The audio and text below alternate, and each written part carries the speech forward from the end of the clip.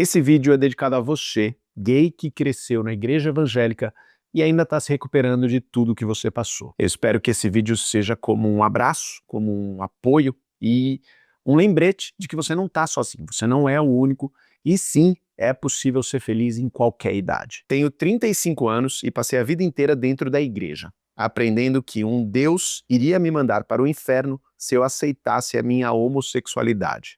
Cheguei a casar em um casamento heteronormativo. Não enganei minha ex-esposa. Desde o primeiro dia falei da minha tendência. Foram 10 anos em um casamento de amigos quase sem sexo. Até que em 2024 veio o divórcio solicitado por ela mesma. No início de 2025, rompi de vez com o fundamentalismo religioso. Esse ano, então. Deixei para trás aquele Deus que me oprimia e passei a acreditar em um Deus, né, D maiúsculo, olha a diferença, que me fez homossexual e quer que eu viva de forma plena e feliz. Bom para você, querido. Desde então, comecei a viver com mais autenticidade e me relacionei com um rapaz maravilhoso de 27 anos, o Renato. Nós nos amamos, mas carrega uma dor difícil de lidar. Enquanto ele vive a homossexualidade desde os 15 anos, com liberdade, experiências, histórias e descobertas, eu sinto que perdi a minha juventude. Ele aproveitou intensamente e eu me vejo hoje, aos 35, com a sensação de que fiquei de fora de tudo. Isso me corrói. Comparo o meu vazio com a bagagem dele. Sinto ciúmes retroativos, saudade de algo que nunca vivi e até medo de pensar que talvez ele seja o primeiro e o último. Sim, pois nos damos super bem e já até moramos juntos. É como se eu tivesse obedecido todas as regras, seguido todos os caminhos para ter uma vida correta e no fim restasse dentro de mim um buraco, um vazio de querer viver aquilo que eu queria viver na juventude. Eu amo o Renato, eu sei que ele também me ama, mas às vezes o passado dele e o meu passado se levantam como fantasmas. Tento ser fiel aos meus valores e ao nosso relacionamento, mas dentro de mim existe essa vontade de experimentar, não contra ele, mas por mim, pela parte de mim que ficou sufocada tanto tempo. Relacionamento aberto não é uma opção. Escrevo porque sei que não sou o único. Muitos gays cresceram presos ao medo, à culpa e ao fundamentalismo. E depois, quando finalmente se libertam, se deparam com esse dilema. Como construir um relacionamento saudável sem carregar o arrependimento de não ter vivido? Como ressignificar a vida quando parece que o outro viveu tudo e você nada? Sim, estou na terapia desde o início de todo esse processo, kkkk. Tem muita coisa pra gente destrinchar aqui, então eu nem vou enrolar nada. Vamos direto pra vinheta.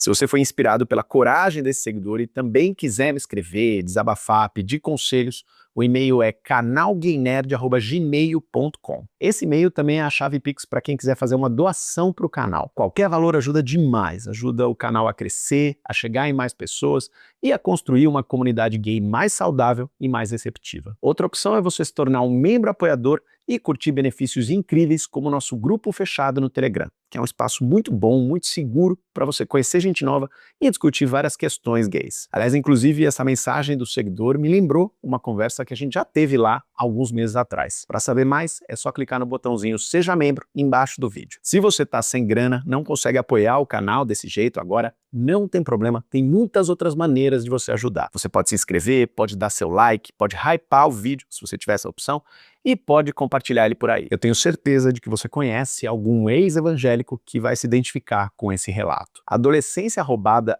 é um conceito que a gente já discutiu bastante aqui nesse canal, especialmente ali na época de Heartstopper, e ela se manifesta de maneiras diferentes para cada pessoa. Nesse caso específico, essa adolescência foi roubada pela igreja. Esse seguidor, que a gente vai chamar de João, né, só para facilitar, não teve as experiências que ele gostaria de ter tido na adolescência porque foi reprimido pela igreja, inclusive a ponto de se casar com uma mulher. É sempre bom notar que mesmo se ele fosse hétero, provavelmente ele também teria a adolescência roubada, porque mesmo os héteros dentro da igreja evangélica não têm as oportunidades, o apoio para experimentar, para se descobrir, para contestar, enfim. E claro, para o gay é ainda pior. E agora é como se ele tivesse acordado de um coma. 35 anos depois, o mundo inteiro evoluiu, seguiu em frente, e ele não. Especialmente o namorado dele, que pôde exercer a sua identidade gay desde os 15. E eu acho importante a gente falar de identidade gay porque ela é tão, ou até mais importante do que a sexualidade gay. Nós não somos gays só na cama, né? A gente vivencia desdobramentos e decorrências da nossa orientação sexual em vários aspectos da nossa vida, e isso vai moldando quem a gente é. Eu fui muito honesto, muito pragmático com ele e falei: João, olha, você só tem 3 opções. O problema é que ele até enxerga 2 dessas 3 opções, mas ele não tem a ferramenta, digamos assim, para saber tomar essa decisão e honrar essa decisão, arcar com as consequências dessa decisão, saber lidar com tudo de bom e de ruim que cada uma dessas opções vai ter. E por que ele não tem essa ferramenta? Porque essa ferramenta é o autoconhecimento. Essa é a principal característica em comum de todas as histórias de gays evangélicos ou ex-evangélicos que eu recebo. Essas pessoas ainda se sentem imaturas, não porque elas não viveram livremente, não experimentaram, não puderam beijar e tal. Isso também, claro, porque tudo isso constrói experiência e experiência gera autoconhecimento. Mas principalmente porque quando uma pessoa passa 10, 15, 20 anos se dedicando intensamente à igreja evangélica, ela meio que é moldada a cumprir exclusivamente as expectativas dos membros dessa igreja, do pastor, da família. A igreja te doutrina a sempre se enxergar pela perspectiva do outro. O que os outros vão achar disso? Será que eles vão achar estranho, imoral? Será que por causa disso eu vou sentir vergonha, inadequação, inferioridade? E se você passa o tempo todo pensando no que o outro vai achar, você nunca consegue desenvolver a sua autopercepção, seu autoconhecimento. Inclusive porque essa autopercepção, esse autoconhecimento, também vem do convívio com o contraditório, né? Com pessoas diferentes, com ideias diferentes. Aquela pessoa, aquele livro, aquele filme que te faz pensar: será que essa pessoa tá certa e eu tô errado? Será que outros caminhos, outras vivências são possíveis? E religião em geral não gosta do contraditório, não gosta de novas ideias, e a igreja evangélica em particular odeia. Então ele tomar essa decisão que a gente vai discutir, seja lá qual for a decisão, já é um grande passo, mas antes ele tem que dar um passo ainda maior, que é conseguir se colocar em primeiro plano e pensar honestamente, genuinamente, o que eu, João, quero. Quase um egoísmo, sabe? Mas não é egoísmo. Não importa o que eu acho que é socialmente mais aceito, o que eu acho que é moralmente correto, ou o que eu acho que vai me fazer ser mais amado, né? Pelo meu boy, pela minha família, pelos meus amigos. Nada disso importa. O que importa é o que eu quero. Quais são essas 3 opções que eu falei agora há pouco? A primeira, basicamente, é continuar com o boy. Ele claramente gosta do namorado e o namorado aparentemente gosta dele, e isso tem pontos positivos. Ah, mas e o meu passado? O seu passado passou, amigo. Essa é a sua história e você vai ter que fazer as pazes com ela. Quando a gente fala sobre orgulho gay, também é um orgulho sobre a sua trajetória até se tornar o homem gay que você se entende hoje. Enquanto o João continuar entendendo a sua história como um peso, vai acontecer exatamente o que ele não quer. A igreja evangélica que ele lutou tanto para deixar para trás, ainda vai estar ditando os rumos da felicidade dele. E uma outra coisa que eu fiz muita questão de reforçar com ele é que mesmo se ele tivesse começado a vida gay dele lá com 14, 15 anos, não haveria garantia nenhuma de que ele teria tido uma vida super rica, super cheia de experiências. Tem muita gente que se entendeu gay com 12, 13, 14 anos, não era evangélico e nem por isso teve uma vida cheia de beijos e paixões e transas adolescentes. Seja porque estava numa cidade pequena, seja porque os pais eram homofóbicos, ou porque era tímido, ou porque não se achava bonito, enfim. É importante ele não romantizar essa ideia de que se uma única coisa na vida dele fosse diferente, a igreja, então tudo estaria automaticamente resolvido. Porém, a minha ressalva com ele, se ele for continuar com o boy, foi o seguinte: para continuar com esse namoro, ele tem que ter certeza de que ele está satisfeito sexualmente com esse cara. Ele não falou nada sobre isso no e-mail, mas acho importante a gente falar sobre esse assunto. Porque se ele não estiver satisfeito, se essa for a causa secreta, às vezes até sem ele perceber, a causa que está lá atrás, fazendo ele querer experimentar com outros boys, se ele não está satisfeito, essa dúvida vai voltar daqui a 1 ano, daqui a 2 anos. E aí, quando ele de fato decidir se separar, ele vai perceber que perdeu mais 1 ou 2 anos da vida dele. A segunda opção é essa aí. Ele realmente entender que ele quer ter essas outras experiências e se separar do Renato. E tá tudo bem, eu sei que muita gente vai ficar chocada com o que eu vou dizer, mas namoro não foi feito para durar para sempre, gente. É absolutamente normal namoros acabarem. Especialmente o seu primeiro namoro, gente, que você nem sabe nada direito, você nem se conhece. Não é um sinal de fracasso, é só uma etapa natural no processo da vida amorosa, da vida sexual de todo mundo. Se o João achar que ele tem que viver essa adolescência tardia, ele precisa ter essas experiências, seja lá em que idade, ele tem mais é que ir lá e viver. É o que eu sempre digo, gente, ninguém espera que um adolescente hétero de 12, 13 anos, que está tendo suas primeiras experiências, ninguém espera que esse cara case com essa menina e viva com ela para sempre, tenha filhos com ela o resto da vida, só porque ele beijou e transou com ela a primeira vez. É uma expectativa irreal, que também não deveria existir para o gay, seja lá com que idade o gay está tendo as primeiras experiências dele. Qual é o grande obstáculo nessa opção? De novo, a formação que ele teve na igreja. Porque a igreja te vende que o casamento estável, duradouro, né, não necessariamente feliz, estável e duradouro, é o prêmio máximo para qualquer pessoa. É a garantia de uma verdadeira felicidade. E, inclusive, ele deixa isso escapar lá no e-mail dele. Eu segui todas as regras para ter uma vida correta e agora eu sinto um vazio dentro de mim. E por quê? Porque quem estabeleceu essas regras não foi ele. Gente, namoro, casamento, não é garantia de felicidade. Não é uma solução mágica, não é uma panaceia que cura todas as suas dores. Na verdade, não existe garantia de felicidade, né? Mas o que gera felicidade dentro de um casamento é satisfação pessoal. E essa satisfação pessoal, individual, vem de milhares de lugares. Vem do casamento, claro, vem do convívio dessa outra pessoa que te ama, vem do seu trabalho, vem da sua família, vem dos seus amigos, vem da sua fé, se isso for importante para você, vem da sua autoestima, vem do seu auto-amor. Gente que tem essa satisfação pessoal e está num casamento, parece mais feliz. Mas ela não está feliz por causa do casamento. O casamento é só mais um elemento. É quase uma consequência, assim.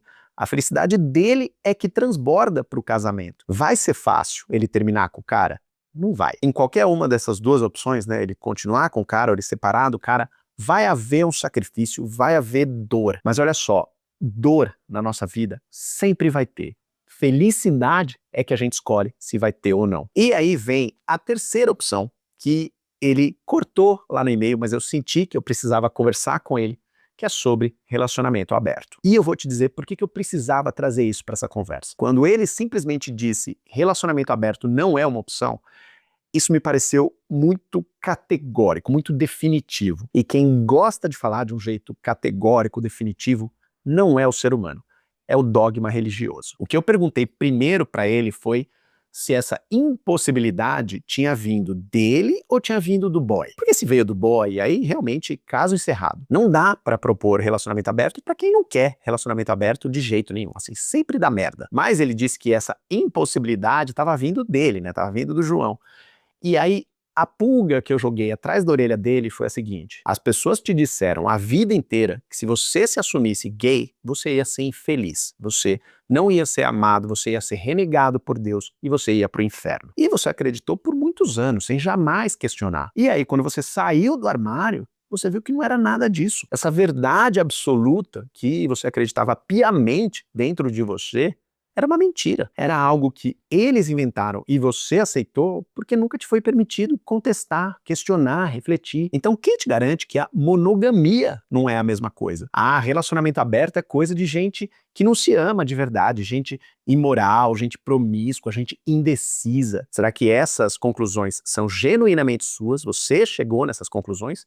Ou são só medos e preconceitos que, de novo, outras pessoas colocaram na sua cabeça e você não pôde questionar? Lo and behold, ele me respondeu, né? E dois trechos aqui que eu vou destacar para você. Um aqui para massagear o meu ego. Marcel, essa visão que você passou, nem a minha terapeuta trouxe. E o outro é, relacionamento aberto. O meu boy já sugeriu, mesmo que ele não curta muito, mas ele me disse que é necessário para que eu tenha outras experiências. Veja aí, eu estava certo. Quem estava cortando essa possibilidade era o próprio João. O boy está sendo bastante compreensivo com essa coisa que é óbvia. O namorado dele está passando por essa crise que é bastante natural. E existe um jeito razoável dele confrontar esses medos, essas inseguranças, esses fantasmas, né, essas coisas que ele está criando na cabeça dele, que é exatamente viver. Eu falo de confabulações na cabeça dele porque, de repente, ele vai lá ter essas experiências e vai perceber que não é tudo isso que ele imaginava. Como sempre, né, vai ser necessário muita conversa, muito acordo, muita honestidade para eles entenderem, né, cada um o que funciona nessa possibilidade desse relacionamento aberto. Mas o fato do próprio namorado trazer isso para a conversa já mostra que ele está disposto a construir esse canal de comunicação que é tão essencial. Eu falei lá que as opções 1 e 2 eram as opções que ele tinha que aprender a tomar essa decisão, honrar essa decisão e não olhar para trás. E aí a opção 3 é exatamente a opção que ele não só pode, como ele deve olhar para trás. Eles devem negociar passo a passo tudo o que está acontecendo, porque no final o que mais importa é essa parceria que eles estão formando e transformando. Para os monogâmicos desesperados que estão aí já se arrancando o cabelo, fiquem tranquilos, porque o João não me disse que eles vão abrir o relacionamento. O ponto nem é esse, o ponto é ele saber que essa é uma possibilidade, mesmo que ele nem escolha. Isso tem a ver com aquilo que eu falei lá no começo, autoconhecimento. Lembra que eu falei lá no começo que independentemente dele ficar ou não com o boy, a coisa mais importante que ele tinha que aprender é tomar as decisões baseadas na própria vivência e não na expectativa dos outros. Só o fato dele entender que relacionamento aberto é uma mera possibilidade já é sinal de que ele está no caminho certo. E eu acho que esse é o meu ponto para todo mundo, né? Descubra o que é um relacionamento para você. Não entra no piloto automático. E eu nem estou falando só de monogamia, eu estou falando de morar juntos, eu estou falando de filhos, eu estou falando de frequência sexual, de linguagens do amor. O seu namoro tem que fazer sentido para você, não para a expectativa dos outros. Combinado? Aliás, tudo na vida, né? Tem que fazer sentido pra gente e não pra expectativa dos outros. Evangélicos e ex-evangélicos, meus queridos, eu tô aqui desejando o meu melhor pra vocês, cada um no seu tempo. E me conta aí nos comentários como é que essa história do João mexeu com você. E pra todo mundo, eu não vou embora sem dar meus recadinhos de sempre. Tá chegando aí o Encontro do Gay Nerd de Santos, dia 19 de outubro. Galera aí de Santos e do litoral paulista, eu sei que não tem tantas oportunidades para conhecer outros gays, então não perca essa oportunidade. No domingo seguinte, dia 26, vai ter outro encontro aqui em São Paulo, né, encontro de Halloween, com o concurso de fantasia, inclusive. Aliás, gente, não precisa vir de fantasia, tá? É só uma brincadeira, vem quem quer. E nos dias 20 e 21 de novembro vai ter um encontro do Gay Nerd de Recife, que vai fazer parte dos 5 dias incríveis. Eu vou levar uma galera para Recife, no Gay Nerd na Estrada. A gente acabou de ter o Gay Nerd na Estrada de Olambra, foi uma delícia, e o próximo é em Recife, 5 dias Recife, Porto de Galinhas, Praia dos Carneiros, vai ser maravilhoso. No descritivo do vídeo e no primeiro comentário fixado, você encontra o link para o WhatsApp da UAU Turismo para fazer a sua reserva e os links da Simpla para você comprar o seu ingresso para os encontros de Santos, São Paulo ou Recife. Te vejo lá. Cada vez mais gay, cada vez mais nerd.